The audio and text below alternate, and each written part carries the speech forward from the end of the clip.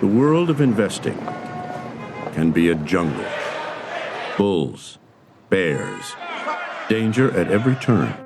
That's why we at Stratton Oakmont pride ourselves on being the best. My name is Jordan Belfort.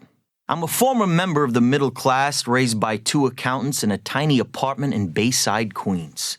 The year I turned 26 as the head of my own brokerage firm, I made $49 million, which really pissed me off because it was $3 shy of $1 million a week.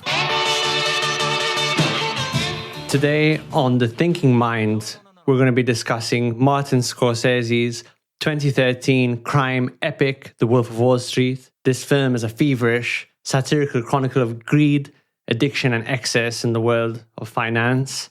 Based on the memoir of stockbroker Jordan Belfort, the film dives headfirst into a world of unrestrained hedonism with many consequences. This movie is 3 hours long. It's a parade of money, sex, drugs, moral decay. Today we're going to be discussing what this film is all about, what are the key questions it's asking, what it gets right psychologically, some key psychological takeaways, perhaps a little bit about what's not so accurate about this film, how this film sits within Martin Scorcese's catalogue, and much more. Of course, in discussing this film, there will be spoilers. So if you're still not sure why you should never go back to Benihana, maybe just go watch The Wolf of Wall Street first, and then you can dive into this podcast. As I said on our last film analysis episode, which came out last month, which was an analysis of the movie Her, I'm aiming to release one of these a month, something like that. And I hope you guys get a lot out of it. I love watching films and discussing them. If there are any films you guys really want me to analyze, you can send me an email at thinkingmindpodcast@gmail.com or via our social media.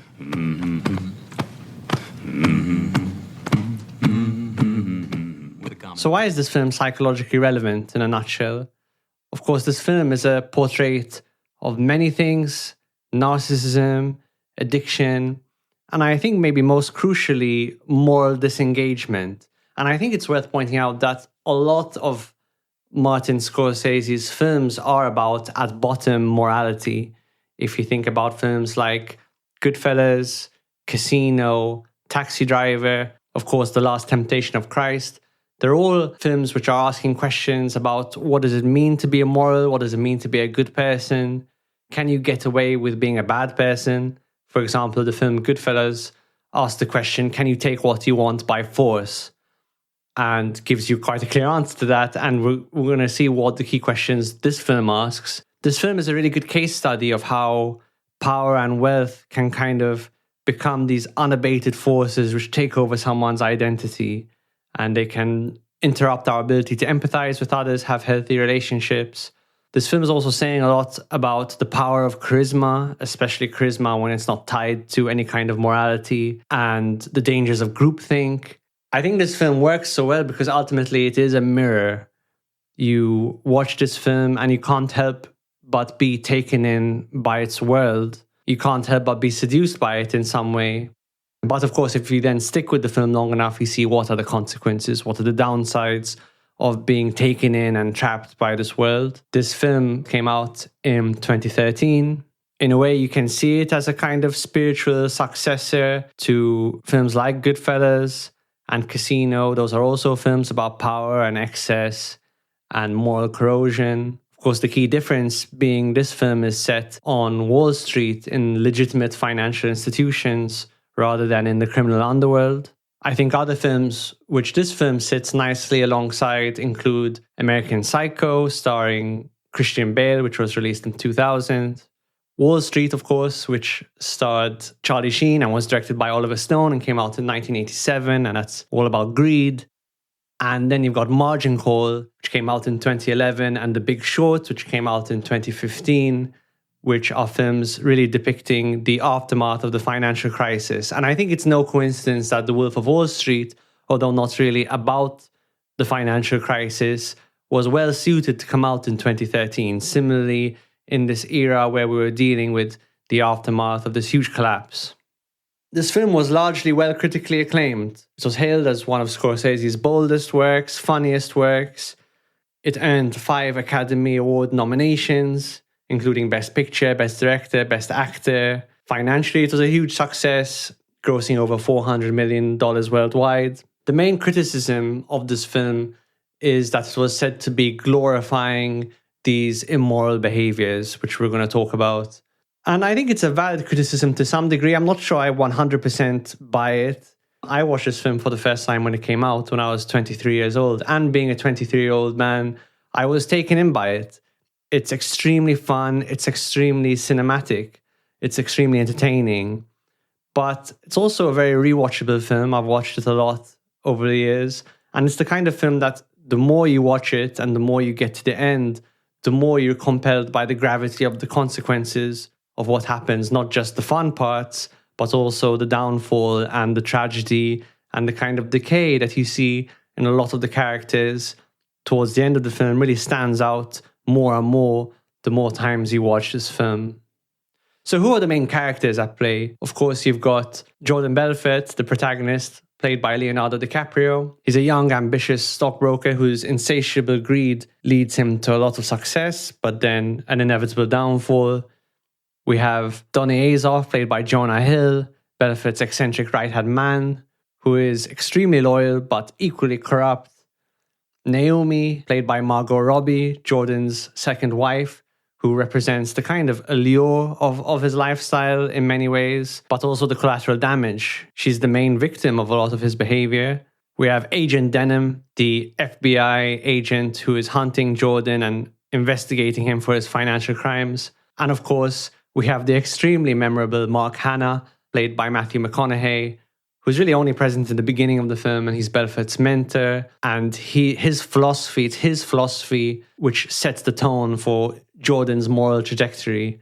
And Hannah's philosophy is essentially your job as a stockbroker is to lie to your clients and to get them addicted to the process of investing and earning money, and to ultimately keep them on the hamster wheel of investing so that you as the broker can earn commission. We don't create shit.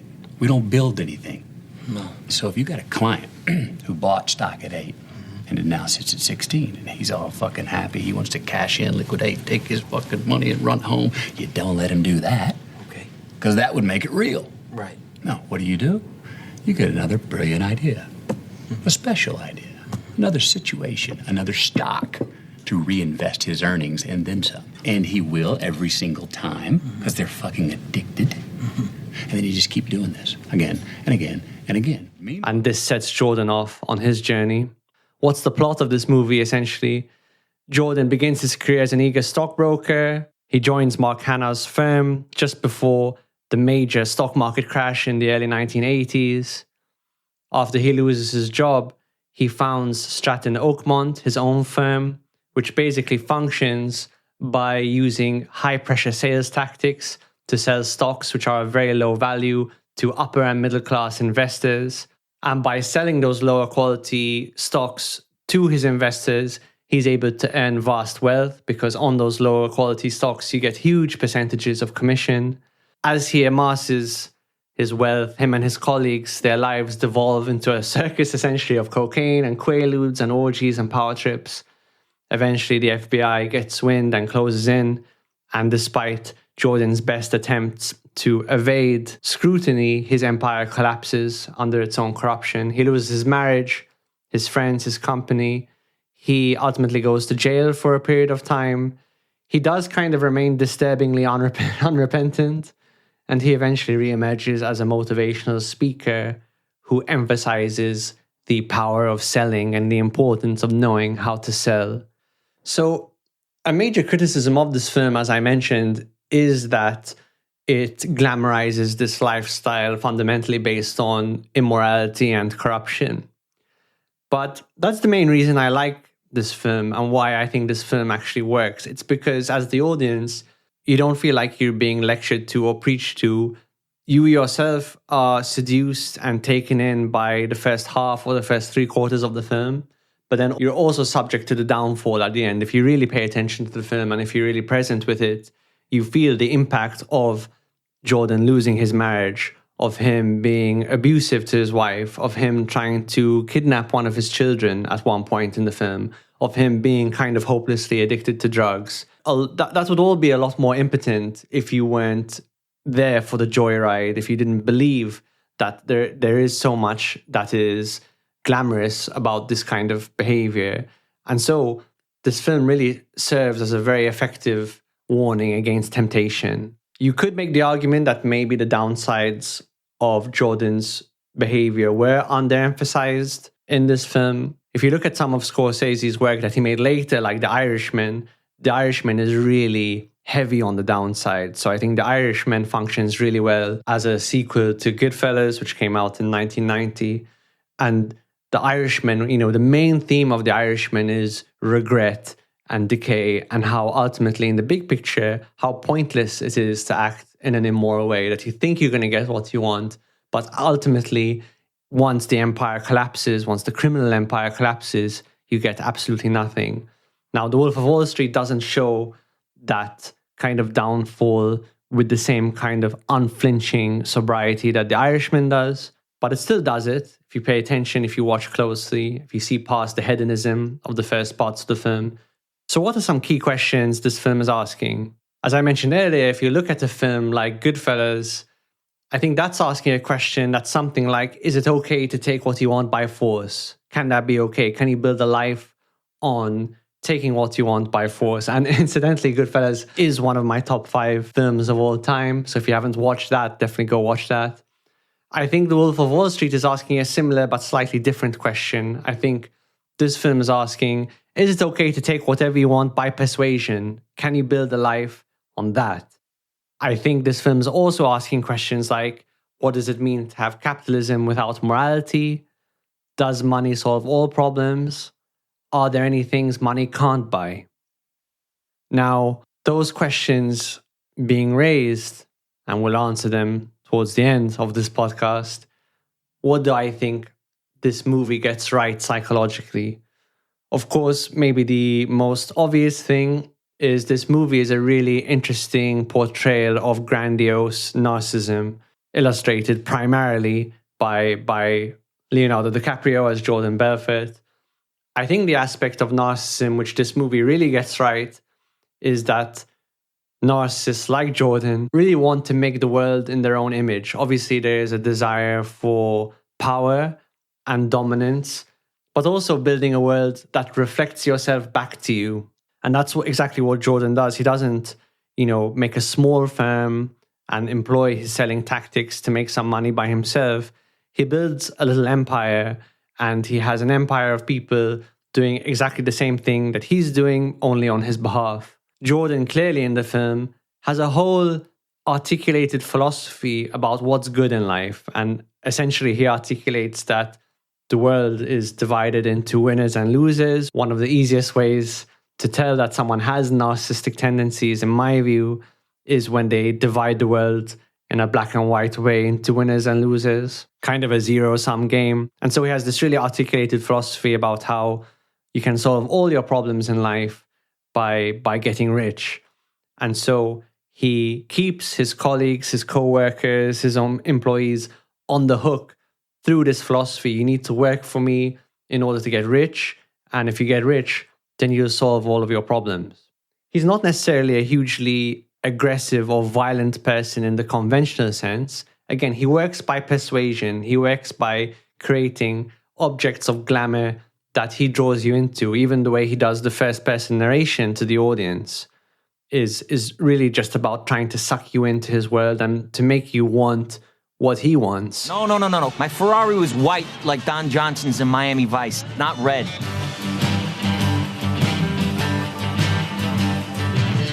See that humongous estate down there? That's my house. My wife, Naomi, the Duchess of Bay Ridge, Brooklyn, a former model and Miller-Lite girl. Yeah. In addition to Naomi and my 2 perfect kids, I own a mansion, private jet, 6 cars, 3 horses, 2 vacation homes, and a 170-foot yacht. And this is, I think, one of the most effective things about the film. When he has conflicts with his enemies, most notably with the FBI agent, Agent Denham, his first line of attack, again, is not pure aggression. but it's to try and invite Denim into his world. And there's that famous scene where he brings Denim onto his yacht with the prostitutes and the food and the money. He essentially offers to bribe him subtly. And he thinks that, oh, well, if I can bring Denim into my world, then he won't be a problem, which is true, of course. And when Denim resists and is clearly like, I'm not about that, I'm not going to enter your world, then Leonardo DiCaprio responds with classic narcissistic rage. Something like, what? You don't want what I want? Look how much I have. And then he ends up trying to shower money, throw money at Denim because he's not just outraged, he's totally indignant that Denim actually might want different things, that Denim might have values that mean he's not necessarily taken in by Jordan's world. That's totally offensive to Jordan. Sure. Good luck on that subway ride home to your miserable, ugly fucking wives. Hey, you guys want to take some lobsters for your ride home? Fucking miserable pricks. I know you can't afford them. Fucking cheap fucks. And we'll talk more about values a bit later in this podcast because I think it's super relevant. I think this film is a really good portrayal of cult-like organizations. I don't know if you could necessarily call Stratton Oakmont, the company in this film, technically a cult, but it has a lot of cult-like qualities in that it's an organization with a clear hierarchy, with a explicit philosophy, in this case, the philosophy of getting rich and how getting rich will solve all your problems. There's an element of control over what people do. There's that famous scene where because an employee is caught feeding his goldfish on the day of an IPO, he's ruthlessly humiliated and fired by Jonah Hill's character. There's a sense of needing to control what everyone wears, how people talk. If you read the book, so I've actually read the book that this film is based on, which is worth a read. Jordan Belfort, who wrote it, talks even in more depth about how a culture of aspiration was created in this company. So Jordan says in the book that it wasn't even just about getting people to aspire to earn a lot of money, but actually what was really encouraged in the company and all its employees was flagrant, irresponsible spending. You didn't just have to get rich, you had to act like a rich person. You had to buy a really nice car, buy a property you didn't afford, spend money on drugs and prostitution and things like that. And the idea being not just that it's control for control's sake, but rather that by having all of his employees spend all that money so flagrantly, they remain dependent on Stratton Oakmont, on the company, and they remain dependent on Jordan. And again, this is a really cult-like quality that cults often try to get its members as psychologically dependent on the organization as possible. And besides doing that through financial means, of course, you can see in the film, it's really well depicted how everyone in this company seems to have this sense of belonging, this sense of tribe. There are numerous scenes where essentially the employees are chanting amongst each other and getting fired up.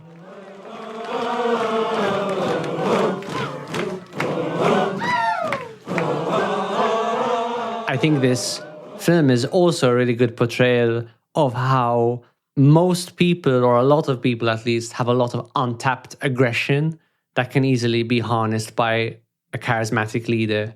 I especially think now in modern society where a lot of people don't really have a healthy outlet for their aggression, it's very easy for someone, maybe someone you see online or perhaps your boss, as in this case, to say the right combination of words to make you feel like, oh wow, I'm a person of worth, I'm a person of importance, and I have some weight to throw around.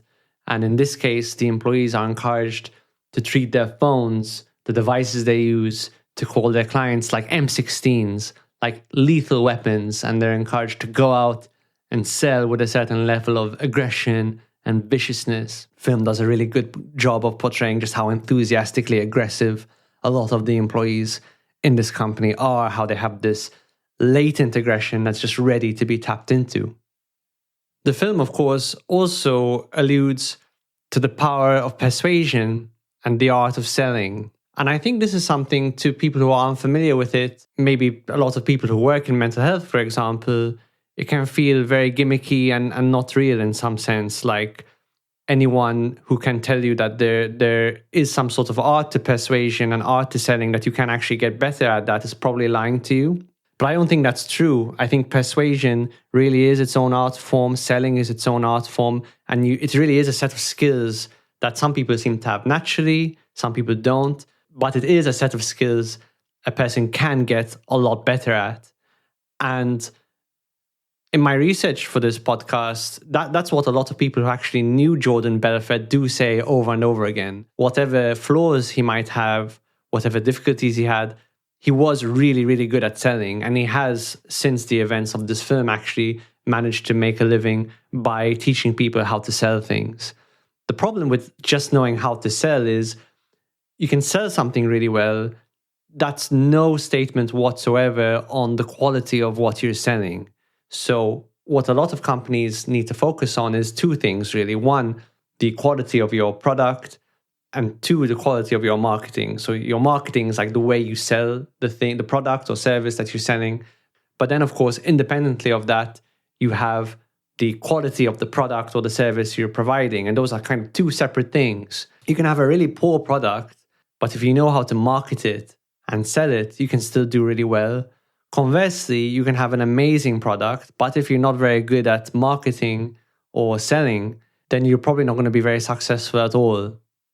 In a weird way, this is kind of what you're doing a lot with psychotherapy. So especially when you're helping people be a bit more successful when it comes to making friends or dating or relationships, you're not necessarily helping the person become a better person. In other words, like a better product, if you like. You're helping them sell themselves. You're helping them communicate in a way that's kind of concordant to their value as a person. That's not always the case, of course. In psychotherapy, you can also do quite deep work into someone's character. But a lot of the time, people are really good people and they have a lot to offer. They just don't know how to communicate with other people in a way that conveys their value to others. So this is something you see quite a lot in the psychotherapy and the coaching world. Of course, just being able to sell yourself if you're not a person of good character, just like being able to sell a product, if you don't have a really good product, is a bad idea. And more often than not, it's going to lead to a bad outcome. It's going to lead to people feeling disappointed or deceived or betrayed. But it is really worth noting that selling, persuasion, these are very, very important skills. And they're skills that if they're untethered from reality, untethered from the quality of what you're selling, can lead to a lot of bad consequences. This film demonstrates in a lot of ways the nature of addiction. So Jordan Belfort is kind of addicted to anything and everything. He's addicted to getting more money. He's addicted to sex and then a variety of drugs. Really, this film is a huge statement on the quality of anticipatory pleasure. What do I mean by that? Broadly speaking, you could say there's maybe two kinds of pleasure. There's the pleasure of something that you're really satisfied with, that you have now, a kind of present moment satisfaction. That might be the satisfaction of being with someone you really love, or the satisfaction of doing something you really love to do. And then on the other hand, there's kind of an anticipatory pleasure, the pleasure of always wanting more, the pleasure of what's on the horizon. This is the kind of pleasure someone might feel when they get a raise or get a promotion or start a new company or do cocaine. It's a pleasure that's very much set in the future, things that are going to happen in the future that I'm excited about. And so this film depicts nicely that a lot of greed comes from this anticipatory pleasure of the future. And the main problem with this anticipatory pleasure is your mind is always being directed not towards the present moment and enjoying what you have now, but what could I get in the future? Inevitably, when people are hooked on this kind of treadmill of anticipatory pleasure, if they don't get any present moment satisfaction or present moment relaxation, what tends to happen is at some point people burn out or they collapse or something goes wrong in some meaningful way.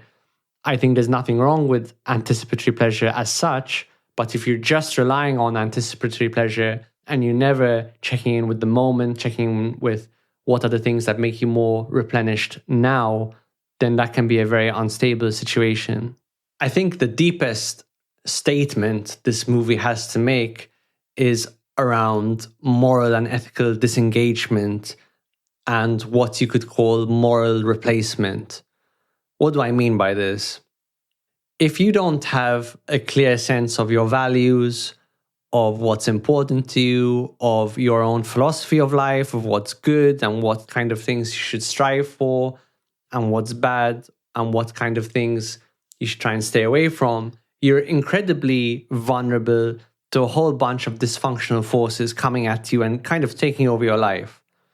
And those could be forces like hedonism, the pursuit of pleasure, cynicism, a kind of mistrust of the status quo or mistrust of even an ideal, materialism, the pursuit of wealth and things, nihilism, a sense that actually everything is pointless and nothing is worth striving for. And mainly what you see in this film is that at the beginning, Jordan doesn't have a very well articulated system of values of what's important. When he's talking to McConaughey in the beginning, he does kind of briefly allude to the idea that maybe with your clients, you should have like a win-win relationship. You win, they win, which actually a lot of ethical business leaders talk about a lot.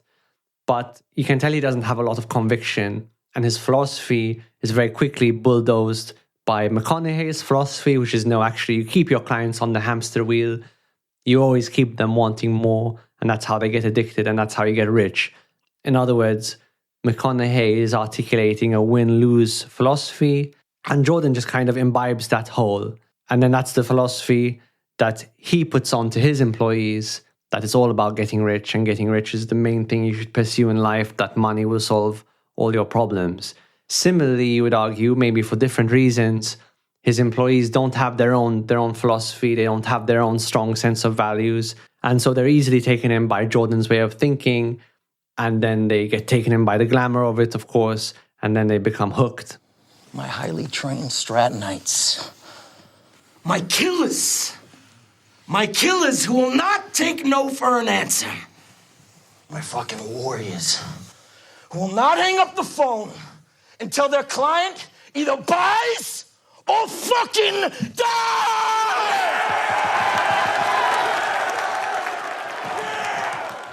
I feel culturally it's become very passé to talk about morality in 2025, to talk about the value, for example, of honesty, of moral integrity, of having a system of ethics.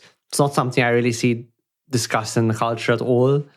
I think partly that's due to the fact that we're very much on a religious decline in the West, and religion and morality are often tightly associated with each other. There doesn't seem to be any societal force which has sprung up in religion's place to guide people in any sense morally in society.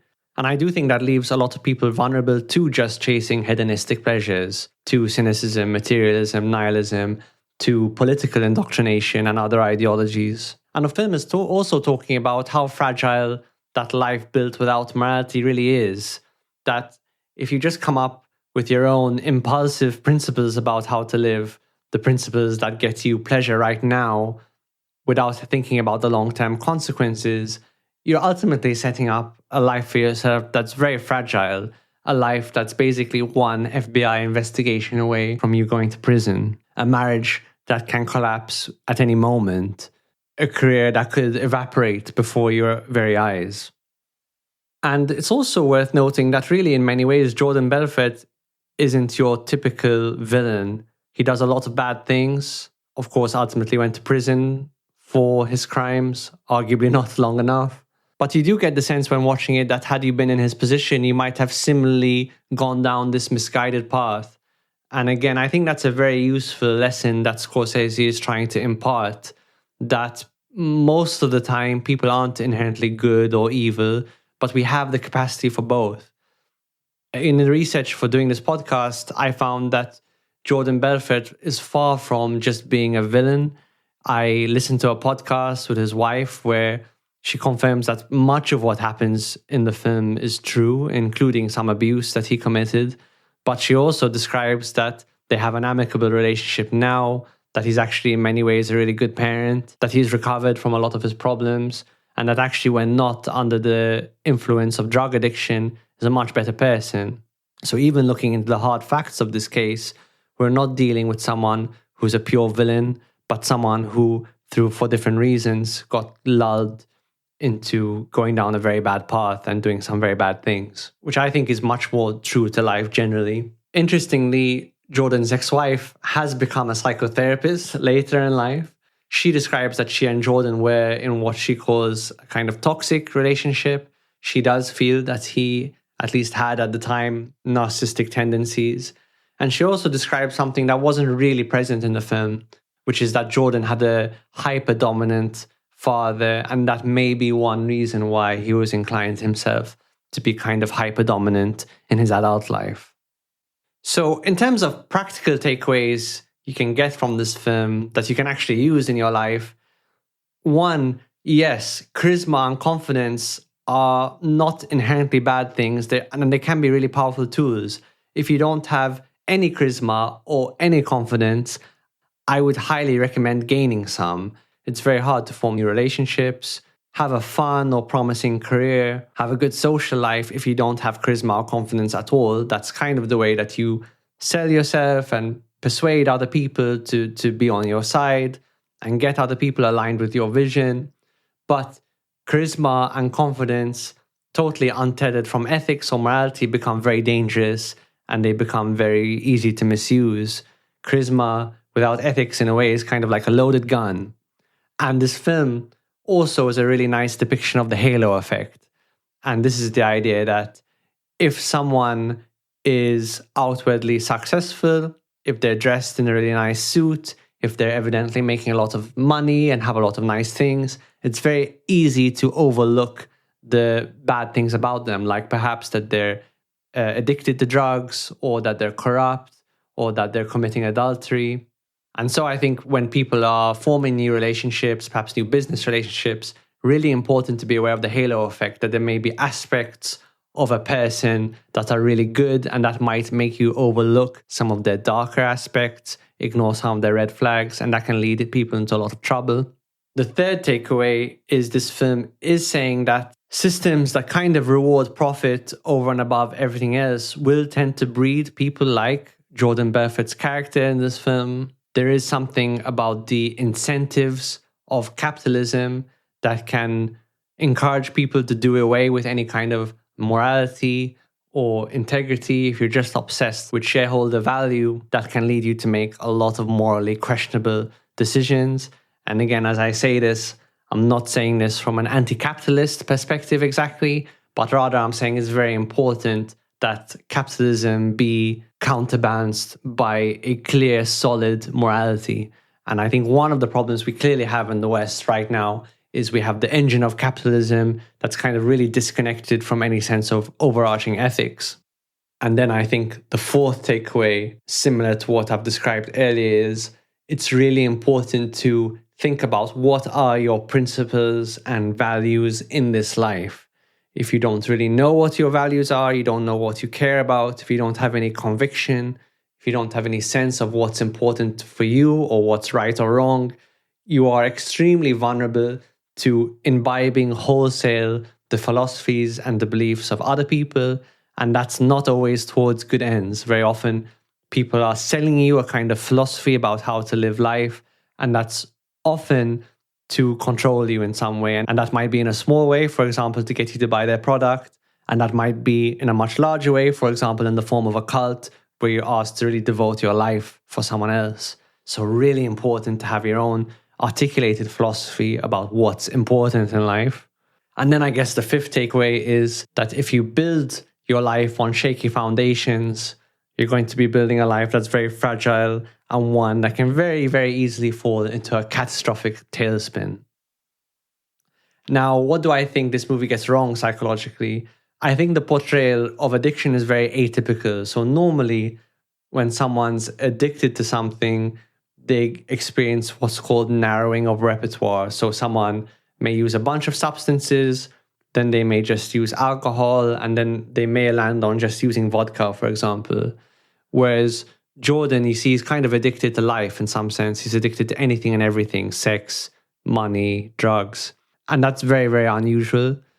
And then the second thing is, there seems to be minimal loss of functionality with his addictions. Despite using all of these substances, he seems to continue functioning and going about his corrupt business just fine. And that to me seems pretty unusual when someone's using that many drugs, using that much alcohol. Typically, I would expect quite a profound loss of functionality. That may have happened, of course, in real life. We don't really know. It might be something to do with Jordan's unique constitution, but at least as far as we see it in the film, he seems pretty functional despite all of his addictions. Perhaps with the exception of when he takes too many Quaaludes. And I guess the second thing is that you see Belfort doing all of this narcissistic behavior, but you don't really glimpse his internal world. His internal world remains relatively opaque. We don't necessarily see the underlying pain or insecurity that we would expect with narcissism. And it might be, of course, that Belfort, the character, didn't have a whole lot of pain or insecurity. Again, difficult to know these things from the outside.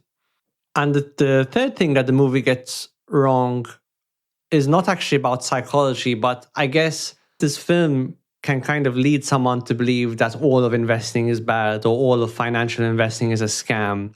And I wouldn't necessarily want people to walk away from this film with that impression, because there's a lot about financial investing that can be very good for someone. At some point in the future, I do want to make an episode on the podcast that's just primarily about the importance of investing. There are obviously ways of investing that are useful and much lower risk and much more ethically sound.